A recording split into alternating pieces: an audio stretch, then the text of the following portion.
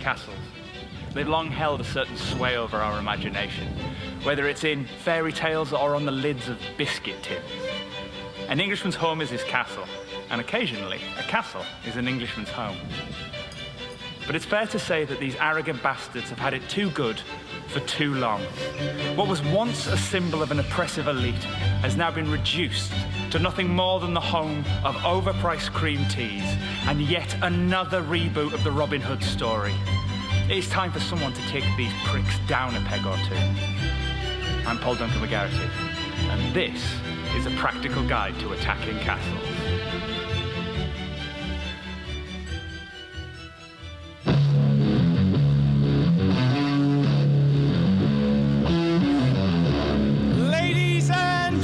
Please put your hands together and welcome your vassal lord, Mr. Paul Duncan McGarity!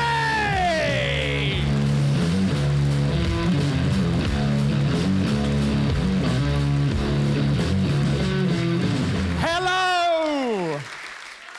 Well, I'm going to say that is the most powerful I have both looked and felt. To say that you are as much of a surprise to me this morning would be an understatement. Hello, everyone. Are you well? Good. Considering I am a replacement, my first question I usually ask is slightly null and void, but I'll ask it anyway. Give me a cheer if you're here to see a practical guide to attacking castles. Good. I do need to check these sort of things because before I started the Edinburgh Festival, I only got one bit of press introducing my show, and I need to make sure that there's nobody here to see a practical guide to attaching castles.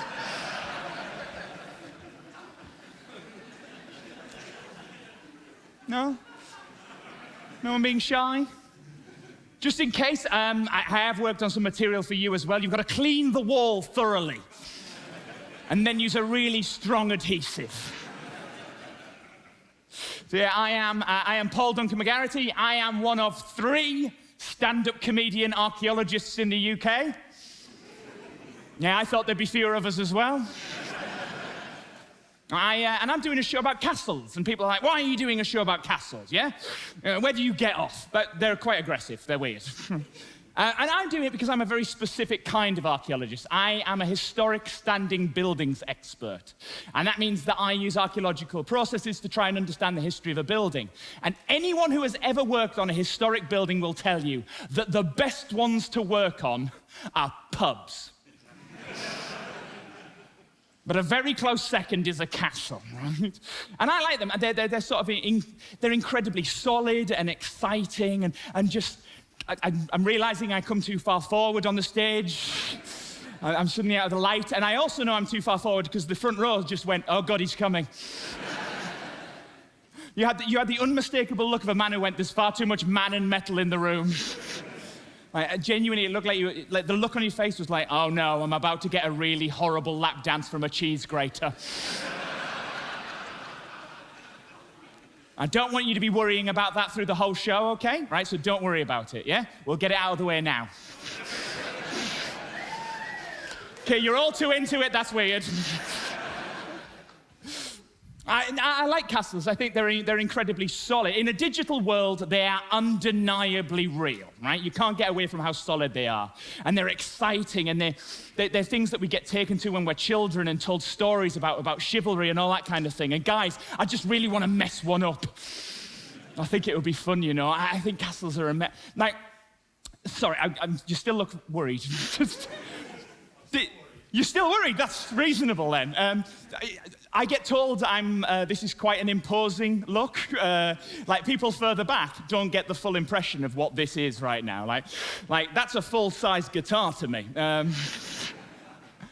This is the only show where in previews I got told, Paul, make sure the audience know you're not a mascot for the BNP. Because apparently there's something about this look and voice and face that historically people would see it coming and go, uh-oh, we're about to be oppressed. Because if you do the history of castles in the UK, you very quickly discover that the English are the worst neighbours to have, right? Oh yeah, we're not just having a noisy house party, we're having it in your house. I use the pub rule of nationalism. Does anyone know the pub rule of nationalism? No, good, because I made it up. That would have been weird.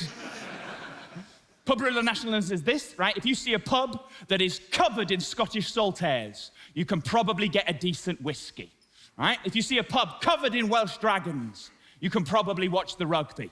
And if you see a pub covered in George's crosses, you quickly Google to see if there's a sporting event, and if not, run.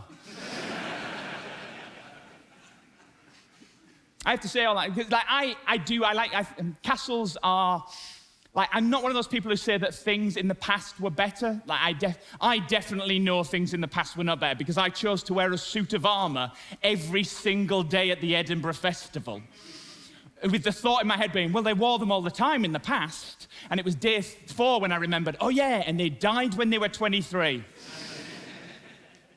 So I'm not one of those people. Some of you must have been in fights with these guys online. You know, the ones that are kind of like, this is the worst time to be British. You know, this is the worst. This might be the bit they were talking about with the BNP. You know, but you know what they're talking, the ones that are like, this is the worst time to be British. This is the worst time to be British. We've had the plague twice. This is the worst.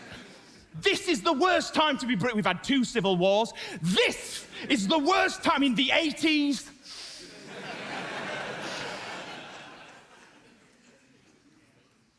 Did someone just quietly go, the music?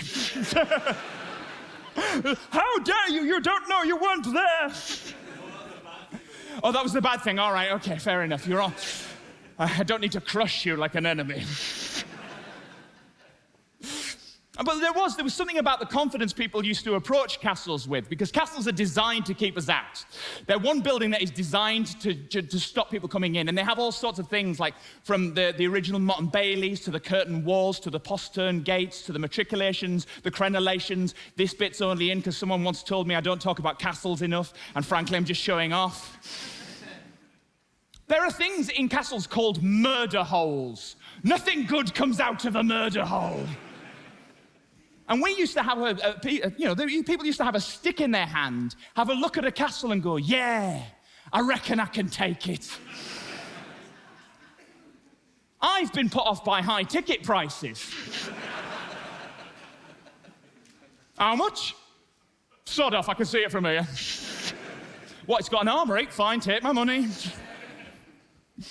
I started getting a bit of that confidence in my own shows, because this is a product of actually having been at QED in 2016. You did this to me.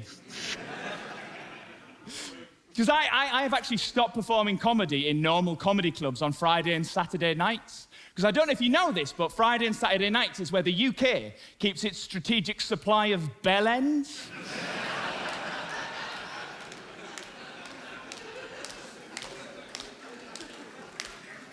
In case there's a war, we just release them into the wild and the enemy army's charging up the beaches, and all of a sudden they'll hear from the sand dunes just, lads, lads, lads, lads, lads, who wants to get shot? And they're like, absolutely not, no.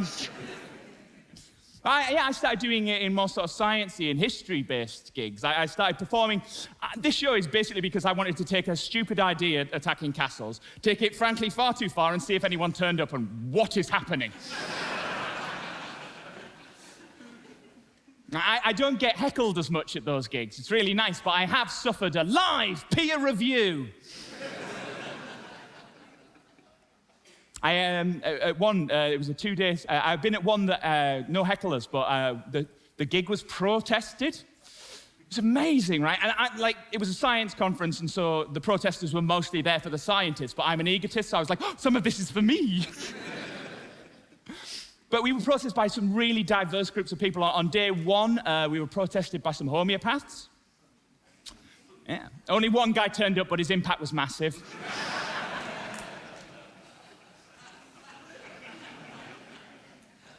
Protested by some genuinely lovely Christians. I think they were Church of England, because they were like, have a bit of cake and behave. But my favorite protest group came on the 2nd day, when all of a sudden, a massive group of flat earthers suddenly appeared over the horizon.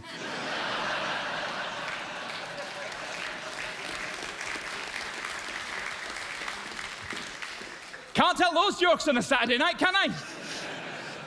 They'll look at me and go, we don't understand the science, burn him! So yeah, let's get into attacking castles, you know? So, like, I wanted to make sure that this show was as real as possible. I've gone out and I have lived this show. I've done as much as physical research as I possibly could, because I didn't want to be one of those people who just went to the internet and talked like they knew what they were going on about. I wanted to make sure this was real. And like weirdly, every castle I've visited has got the same defensive weakness, and it annoys me. I mean, why the hell did they think they needed a gift shop?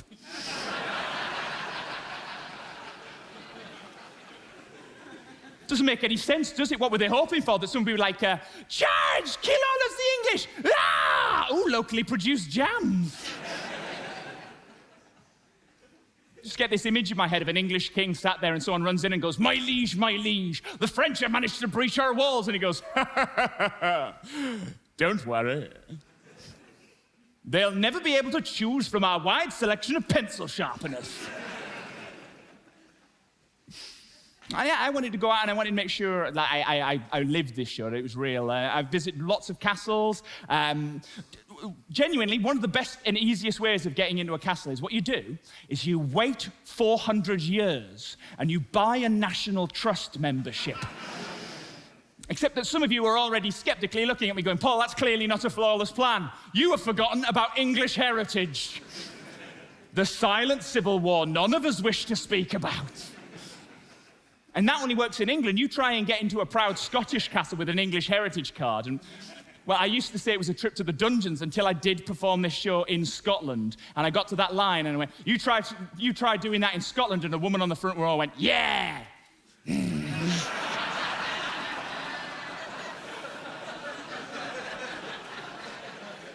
Pray they never leave us.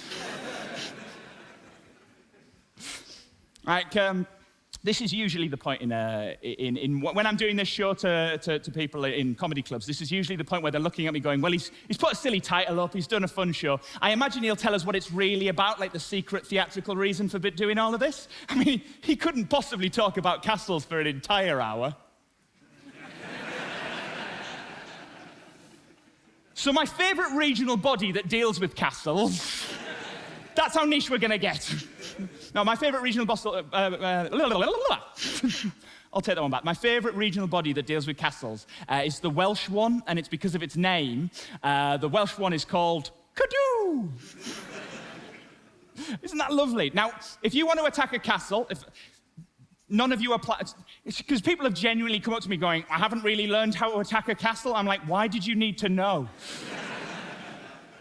But if you do want to get into a castle, make sure you have a Welshman with you, right? The Welsh are by far and away the best at getting into castles. They're amazing. They're all over a castle like a year 6 field trip. They're astonishing. And they're also responsible for my favorite anecdotes while I was getting this show ready. I was at Caerphilly Castle in Wales, and the most Welsh thing I've ever seen broke out. Because all of a sudden I was in the keep and a male voice choir started singing. And I was like, oh, this couldn't be more Welsh if it tried. And then a leek ran past playing rugby. But just before I go any further, does anyone know the history of castles in the UK? Does anyone know who brought the first castles to the UK? I love you audiences. The audiences that come to shows like that, I love the fact that I've attracted people who, when I ask that question, one of them always goes, my time has come. The Normans, I did what I must. That doesn't sound like much until you realize that the Normans were Norse men. They were Scandinavians who'd come down into northern France, and when they attacked, they brought with them sort of like pre-built castles that they put up on the beaches when they arrived. Which doesn't sound like much, yeah. So there's the Normans arriving, and they're putting up these castles, which shows you how long the Scandinavians have loved flat pack. You can actually see on the Beo Tapestry, there's a panel where 3 of them are looking for an Allen key they lost. No one ever believes me when I tell that bit, so there it is.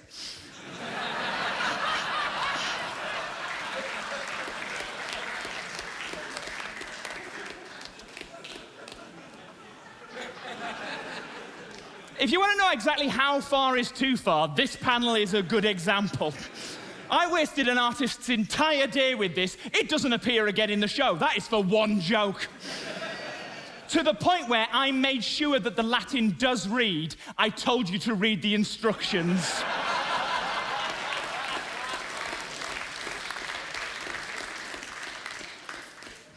I had a Latin scholar come on the second week of Edinburgh, and she laughed before anyone else, and I was like, yes!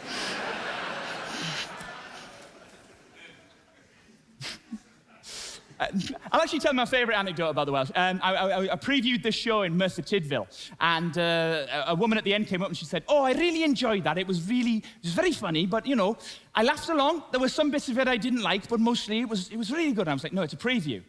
What is it you didn't like, and maybe I can make it better for future audiences? She said, no, I'm me, and comedy is subjective, so, you know, it's fine. You know, maybe someone else will enjoy it. I went, no, what was it you didn't like? And she said, well, I've never really enjoyed anything to do with castles.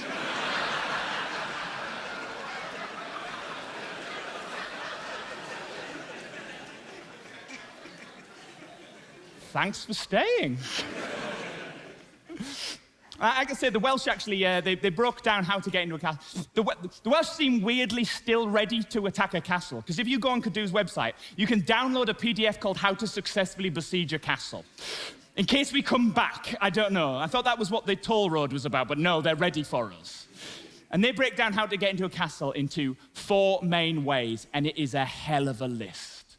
Because the way that the Welsh say you can get into a castle is this: over the walls, under the walls, through the walls, catapult.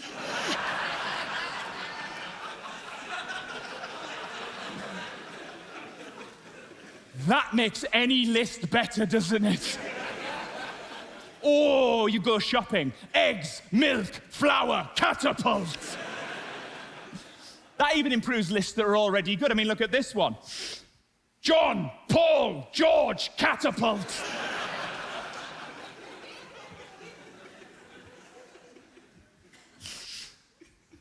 So over the walls and under the walls requires fighting. Now, I wanted to go through this show for you all, but if I can avoid fighting, I will. I am not a fighting man. I never have been. My dad was. I never got it off him. How can I explain it? Okay, my dad's nickname amongst the other children on the street where I grew up was the monster at the end of the road. I won every childhood argument. It was like, oh, my dad's bigger than your dad. Mine's the monster.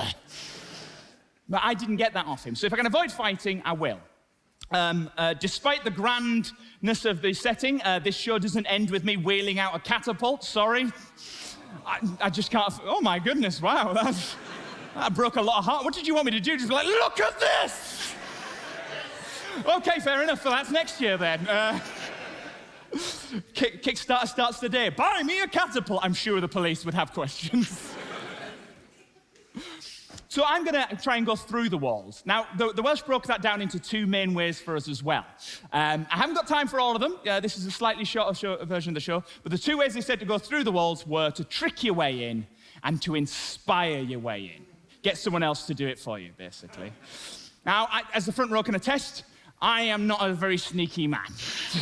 I'm a very large man. So let's have a look at inspiring your way in. Getting someone else to do it. You know that kind of thing of the idea of the speech that's supposed to make an army go on and do incredible feats of bravery? The kind of thing that Shakespeare wrote really well, like, we few, we happy few, we band of brothers. For any man who bleeds with me this day is my brother, be he ne'er so vile. Oh, just makes you want to fight and listen to dubstep. We few, we happy few. I have never had the sound system to make that work. But the thing is, that is historically boring. The speeches that make an army win, we hear lots of them. But more interestingly, from a historical point of view, there has to have been a speech on the other side that didn't work. Like someone's gone, come on, lads, do your best. And those don't get into the historical record as much because usually the person who gives that speech dies very shortly afterwards. but occasionally they do, and they're far more interesting. This is a real one from the Peasants' Revolt 1312. This is by John Ball. I want you to see at which point, I want you to just try and spot at which point I think he might have lost the crowd, okay? That from the beginning, all men were made alike in nature, and that bondage and servitude was brought in by oppression of naughty men. It's not the most damning indictment, is it? Sounds like he's about to attack a Carry On movie. Like, naughty men ruins any speech you wish to give. I'll prove that to you with this helmet and you. All right, here we go. My name is Maximus Decimus Meridius, commander of the armies of the North, captain of the Felix Legion, servant to the true Emperor Marcus Aurelius, father to a murdered son, husband to a murdered wife, and I shall have my vengeance in this life or the next against the naughty men.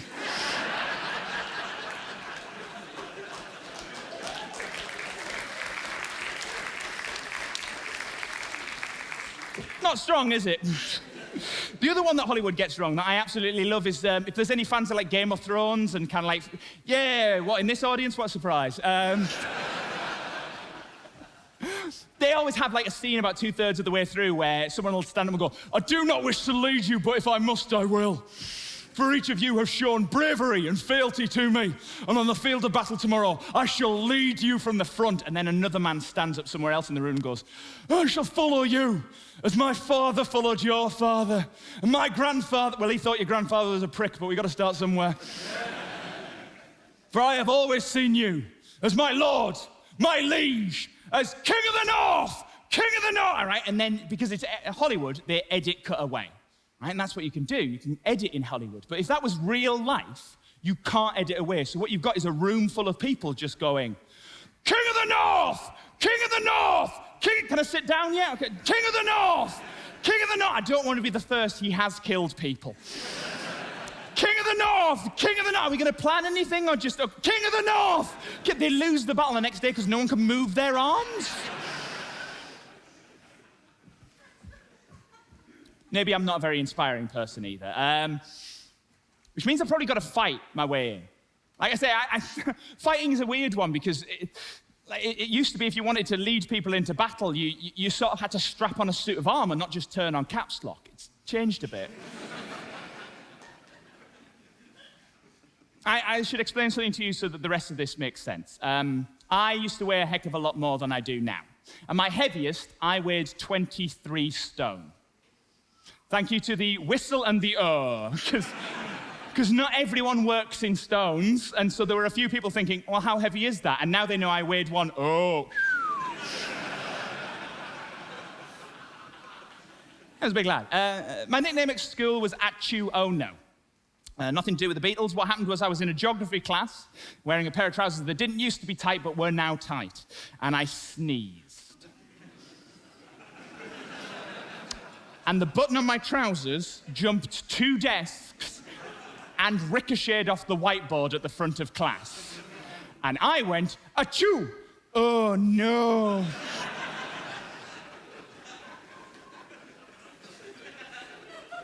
And all of the other children went, excellent.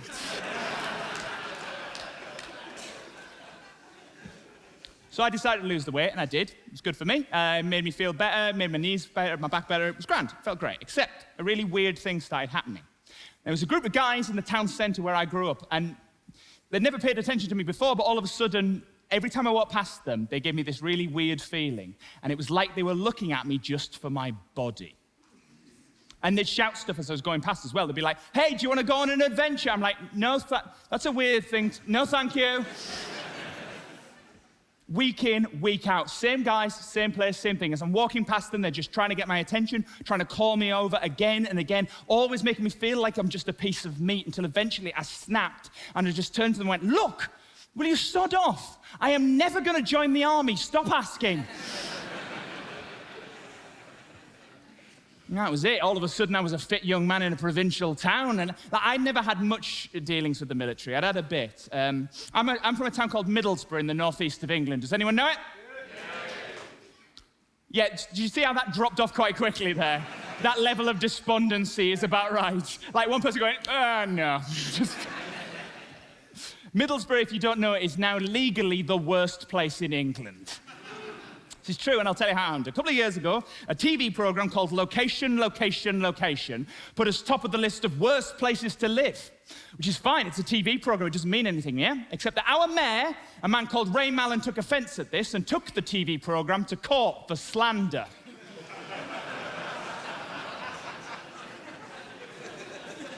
All right, clever audience.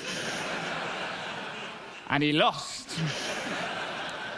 That's where I'm from. But we already knew that we already knew that we thought, the rest of the country thought we were scum because of how the military had always treated us. Like, by a cheer, did anyone in here ever have the military try and recruit them directly from a school assembly? That's not a cheer, there's some very polite hands, though. Whereabouts are you from, fella? Warsaw, yeah, exactly, scum, you see? It's just...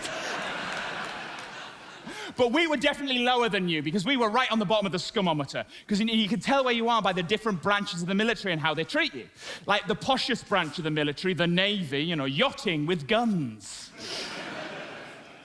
They'd only ever send one guy and he'd have a cravat and a devil-may-care attitude. And he's like, well, if you can mix a martini, we'll have you. The Air Force were always a bit better. They'd be like, we need engineers, electricians, people who can build things. And we're like, oh, will you let us fly one of the planes? And they went, absolutely not. We don't understand you on the radio.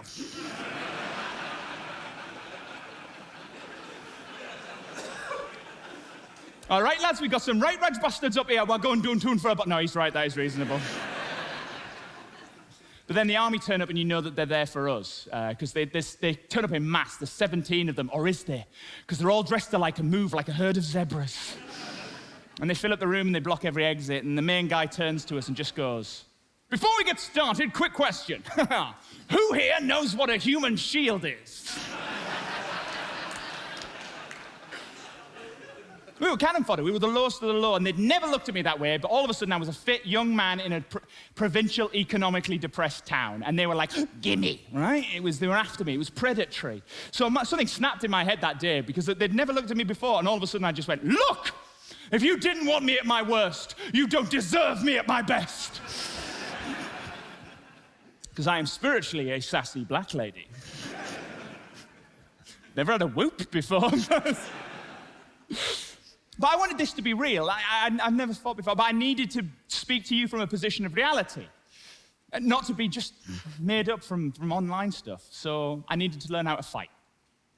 And as such, I've fallen in with a really weird group on the internet. Because I've taken up full contact medieval combat. Let me explain the reaction in the room. Most of you are thinking about reenactment right now. It is not reenactment. Reenactment is done by a really diverse group of white men called Keith.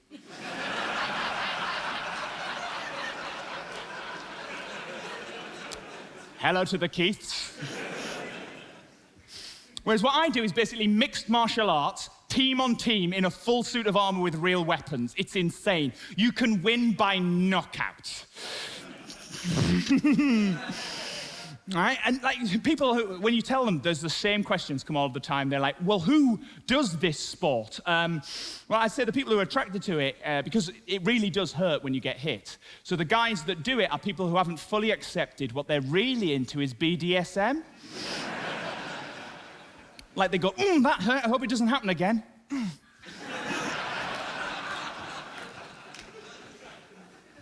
I also discovered that chivalry does not exist. Chivalry is not a thing, right? The first fight I ever saw between two men in armor ended after 10 seconds when one of them ran across the arena and dick punted the other one.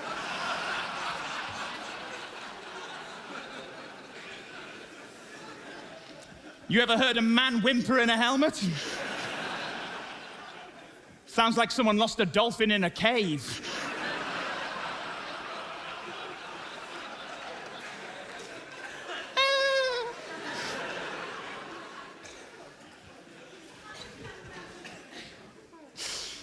The last thing people ask, very reasonably, is it safe? Here's a total random aside for no reason. I don't even know why I'm bringing this up. Guys, how good is the NHS? Oh no, I missed the joke, but never mind.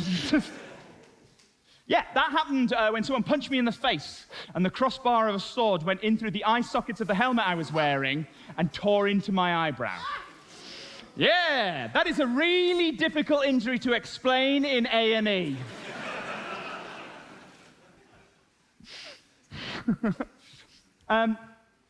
The only thing that sorry.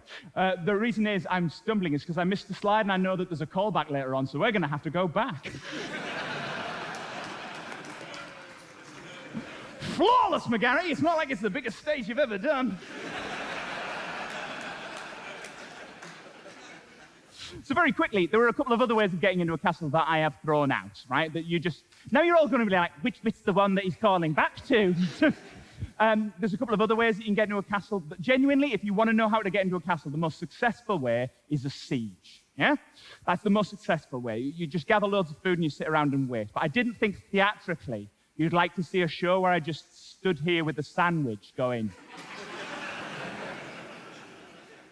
give up! The really successful way of getting into a castle was to attack before the Renaissance. Because in the Renaissance, they invented perspective. And it was... There we go. Yeah. So, this is a really difficult injury to explain in A&E. It's sort of like, how did the injury occur? I was hit in the head with a sword? Did he take you by surprise? No. Were you not wearing any protection? Yes. A full suit of armor. All right, well, let's have a look at the rest of the form. What did you say you do for a job again? I'm a stand-up comedian archaeologist. Which way you check the room for hidden cameras. There's only one thing harder to explain in A&E than this injury. And that is when 2 months later, you do it again. A couple of things about this one that people always ask is, one, why are you smiling so much on both of those pictures? That is the face of a comedian who knows he doesn't have to try too hard for an Edinburgh show. The other thing people pointed out, or some of you may have noticed, evidence gatherers, you know, amongst you, that's the opposite eye. I have now got 2 sword injuries in the 21st century. I've got 2 sword injuries which are scarring, which means that I have 2 scars on either side of my head that make it look like I'm quoting my eyes.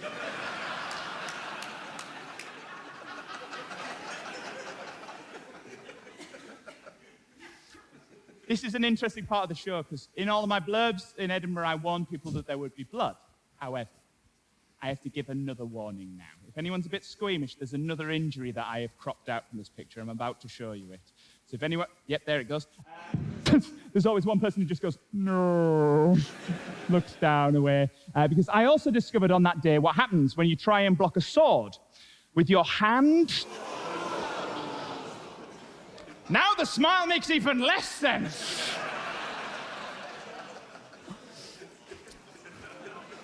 I thought this was a dislocation, and it wasn't until I got to the Whittington Hospital that I found out it wasn't, and I found out it wasn't dislocated in the worst way possible. Because I got into the X-ray department, and the professional radiographers, who look at injuries every single day, saw my image coming up on the screen and just went, oh, it's just popping up. Oh, no.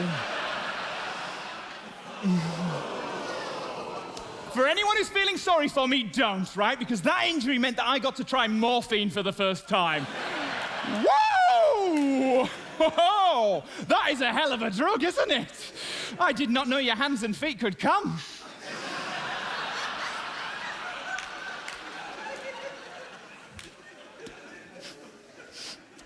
You're still not looking up, are you? No.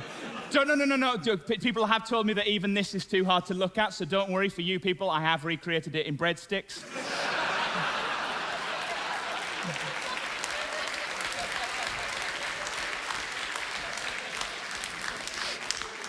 It's a very silly show. God, I'm sweating so much. What you don't know about armor when you start doing a show in it is that the lights make you sweat so hard, you start rusting your armpits. I've had to use WD-40 like it's body spray. I had to get an operation to fix this all out. If anyone's wondering, it's this one. You can see it's working perfectly fine if anyone's wondering. The only thing is that it now hurts in bad weather. Yeah, I've basically become an old sea captain. Just storms brewing. So, I had to have an operation to have it all fixed. They had to put pins in, straighten it all out, all that kind of stuff. And they knocked me out for a general anesthetic, and they gave me a list at the end of that of things I was not allowed to do for 24 hours. It's just the best list I've ever seen. It can't even be improved with catapults, guys. It's amazing. Because number one on the list of things you're not allowed to do for 24 hours is you are not allowed to drive a car. Very reasonable, seems fair. Number two on the list is you're not allowed to operate any machinery. Again, very reasonable, but the example they gave was kettle. But my favorite one out of all of them was this one. For 24 hours, you are not allowed to make any important decisions or sign any documents. I don't know what they thought I was going to do. Like, I was going to leave there and just be like, I want to buy a house. I am a millennial. I have never had that thought. But this really annoyed me. I was like, don't tell me how to live my life. I went out of my way to try and find ways to break this in 24 hours. And it ended up with me voting in the local elections. I don't remember how I voted. That's a terrifying feeling to, like, have completely lost. Like, that's a feeling that I think few of you may have been more aware of. Like, as things like the digital world gets into our real world a little bit more, that ability to do things online that you regret is more there. How many people here have drunk shopped? Yes, the rest of you are liars. I've only ever drunk shopped once, and it was the same feeling as that, and it was horrible. I'll never do it again because I woke up the next day to find in my... You know that feeling when you wake up and you're like, who was I last night? And why did I need all of that Play-Doh? It was like that, but worse, because I woke up to find a receipt in my inbox for an American Civil War hat. But it didn't say which side. I don't know if you've ever had to wait to find out if you're racist by post before.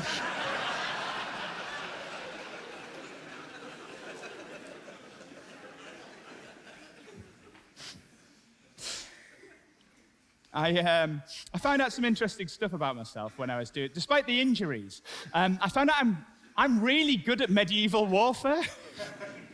Like, to the point where, genuinely, next year, I'm going to try out for the England squad. Yeah, I know. I am good enough at medieval warfare that I might get to take on consenting foreigners.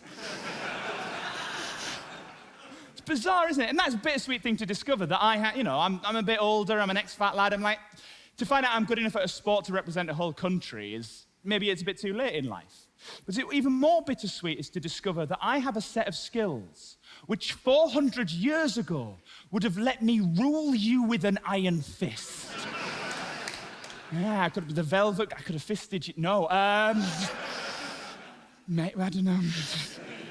But I wanted to find out if I would come from a background, where's this fightiness come from, you know? So I did what anyone else would do if you don't know something now. I just turned to the internet. I went and I gave in. I started Googling. And I found a McGarrity that was quite good at fighting. This one, Jay McGarrity. You see here, he got a bronze medal at the Great British Championships. And when I was doing this show in Edinburgh, the thing that delighted me the most was to discover the highlight of this man's career took place in Edinburgh. I was like, oh, that's amazing to discover. It was even better when I realized that that's my dad. Like, weirdly, that's a placeholder image, but they got his hair right.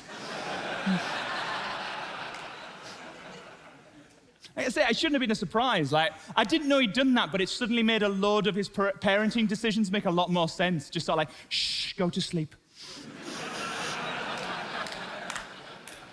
Like I say, he's a tough guy. A couple of years ago, I was on a building site, and my mum rang me. And she rang me to tell me that my dad had had a heart attack. And for about 6 hours, I was on my own, and I was just crying, and it was the worst day of my life. Still is. But it turns out I needn't have worried, because it turns out that this man had talked the medical professionals through his own heart attack. You see, he has something called a bifurcated artery. He didn't know he had it before. Only 17% of the population have it. If he hadn't had it, that was it. I would have lost my dad. He never lost blood flow. Basically, the only reason he's alive is because he's a weird mutant freak man. But he'd fallen and he'd hit his head and he cut his head open and the blood was pouring out. Weirdly, we now have the same scar. Odd. But yeah, when they turned up, they tried to treat that, and my dad turned to them and said, "Guys, I'm pretty sure I'm having a heart attack. Can we focus?"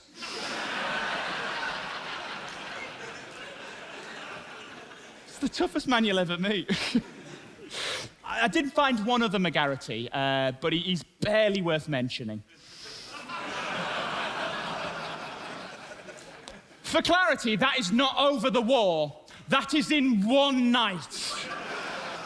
That happened 4 days after D-Day. This McGarity was walking around with a pistol on his side, and all of a sudden a German officer stepped out of a bush and he went, "Halt!" And the German went, "You got me." "I guess the war is over for me and my friends." And he went, "What friends?" And 174. Like, they thought they were the master race, but they hadn't mastered counting. 1, 2, oh yeah, we could have taken him.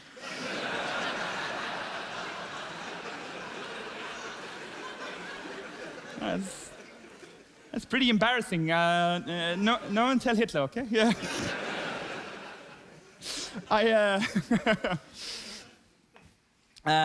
The weird thing is, I really enjoy, that's the thing I found out, so I really enjoy fighting. The adrenaline rush is incredible. It's so exciting, like nothing else, except for being told this morning I was in here. It's amazing. Like, we have a weird relationship with adrenaline as a society. It's something that has always been there to sort of like protect us, to give us an extra burst. But we live in a world where the digital realm is, things are specifically designed to start triggering brain chemicals, like things like social media. It's designed to give you those dopamine hits, but it's not real. It's junk food for the brain. It doesn't give you a real experience, but you start wanting it more. And then there's things like you get into fights with people online. And you start getting the same chemical reaction in your brain as if you were in a real fight. It just with none of the cardiovascular gains. And it gets to the point where you don't know whether you're fighting them because you're trying to disagree with them or because you just love the fight. People love adrenaline. It's incredible. Like, and they're not honest about chasing adrenaline as well. The worst people who aren't honest about chasing adrenaline are mountain climbers. Oh, if there's any in here, get out. Probably not. Mountain climbers are the worst, because if they were honest and said, "I'm doing this because it's dangerous, I might die and I'll get an adrenaline hit," great. But the number of mountain climbers where you see an interview with them and they're like, "Why did you do this?" And you go, "Why did you climb the mountain?" "Because it was there." There are so many things you don't do because it was there. Like, why did you put your balls in that belt sander? Because it was there.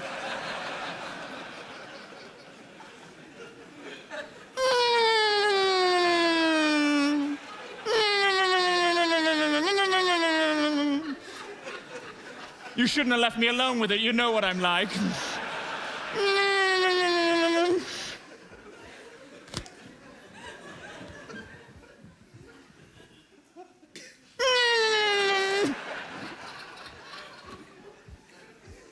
You've got to be honest about why you're doing things. If it really is that you want to make an argument, if you want to make yourself understood, sure, great. But if you're just chasing adrenaline, if you're just addicted to the fight, you've got to be honest with yourself as well. Like this show, this is the point where anyone would normally say, "Oh, the reason why I did this show is X." And this show could have been about how, I don't know, like how the digital world is increasingly getting into the real world and people feel like the things that they do don't have the consequences that they do. But, and just to highlight that, really. And maybe that's how I started, but it's not where I ended up. Could have been a show about how I took up a really extreme fighting sport so I could get closer to a tough dad. But wouldn't that just be like 90% of the other comedy shows you'd be seeing? It'd be like, my dad didn't love me enough, so I became an artist. Except that wouldn't be true either, because my dad is a good dad, and I'm genuinely happy he survived his heart attack. He's a nice bloke. So what is it I'm doing this about? Well, honestly, guys, I just really want to attack a castle. I think it would be fun, you know? It'd be so exciting. And so I decided I would do that for this show. I'd try and attack a castle for an audience, right? So, what is the best way of picking a fight in the 21st century? Twitter, exactly. So I started sending hundreds of tweets to castles all over the UK, calling them out on their bullshit. Stirling Castle said they were defended by an army of Lego men. If you've ever stood on one, good defense. Dover Castle said confusing things like nice try, Paul. We're not falling for that again.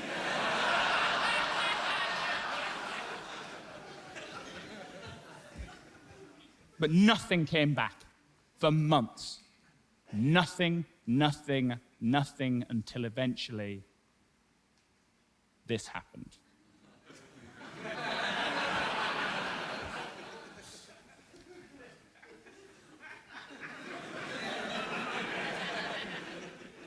And I bottled it.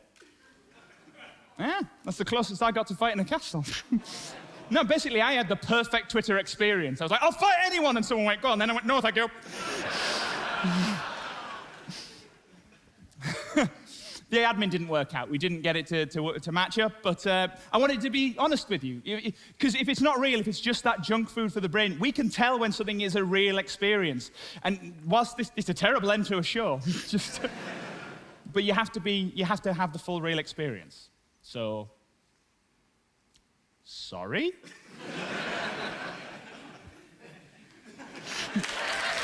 What are you clapping for? Of course I attacked that castle! Who do you think you've been listening to for 15 minutes? Do you want to see the video? Go on then. Yeah, this is perfect. We've cut them off from sea. We just sit here, starve them out. How many sandwiches have you brought? None. You said there'd be a cafe inside. Yeah, inside. All right, sod it, we're just gonna have to attack them. All right, come on then.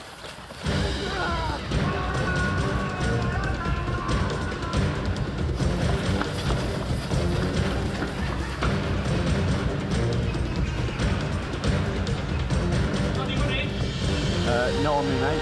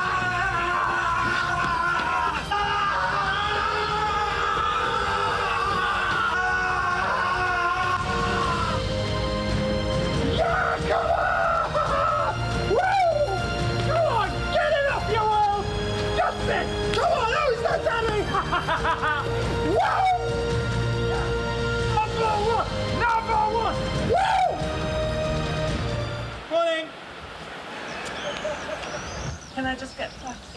Yeah, we're done.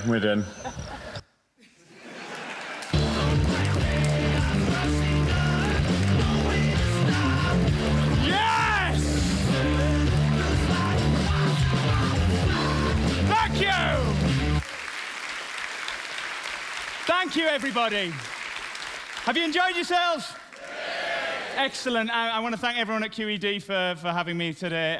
It's been genuinely the highlight of my career thus far. So, yeah, there's just one more thing I'd like to say to you before we go, because that was the wrong slide. You could have chosen any of the other workshops or panels, but you chose to stand by my side. And for that, I thank you. But there's something else you can do for me. Because when I was in Edinburgh, this show was not reviewed. And that was not because it was on too early or because maybe they didn't want to come and see it. It was because before the Edinburgh Fringe started, I sent out a press release that said if anyone wanted to review it, they first had to beat me in single combat. I had no takers. But you have a chance to do something. You can follow me on Twitter or on Facebook. You can grab someone on the way past outside, hold them down and say, what I saw in that room will echo into eternity. Because you have a chance, not just to be an audience for today, but to be an audience for all time. Are you with me?